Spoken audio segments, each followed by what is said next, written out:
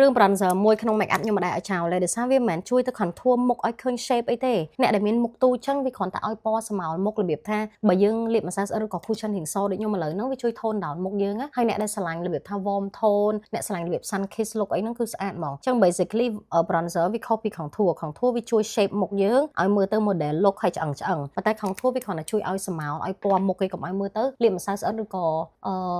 ក៏ cushion ហើយហ្នឹងវា slake ពេកជមើពេលដែលខ្ញុំដាក់ម្ខាងហើយដែលម្ខាងដែលអត់ដាក់ហ្នឹងខុសគ្នាហ្មងឃើញនេះវាចាប់ផ្ដើមឲ្យពណ៌មកហើយវាលឿនថាមុខយើងមានជាតិណាហើយពណ៌ហ្នឹងគឺម្សៅស្អិតអត់អាចធ្វើបានទេវាត្រូវតែមាន combination between ម្សៅស្អិតជាមួយនឹង bronzer ពីព្រោះវាជាការជះស្មៅបែប ombre វាមិនមែនជាពណ៌ម្សៅមកទម្រង់របៀបថាមកកន្លែងខ្លះសកន្លែងខ្លះកម្ៅអញ្ចឹងណាអាហ្នឹងវាជាការលាយពណ៌និយាយទៅអានេះវា artistic of make up ហ្មងចឹងបានថាអ្នកដែលស្រឡាញ់ make up ដូចខ្ញុំគឺមើលឲ្យយល់អារម្មណ៍ហ្មងឃើញវាបស៊ីពណ៌គ្នាស្អាតខាងនេះគឺវាសស្គូហ្មងចឹងណាចឹងបានថាអ្នកដែលស្រឡាញ់ bronzer ពេលមាន bronzer ហើយគឺអត់អាចឈប់ប្រើបានហ្មង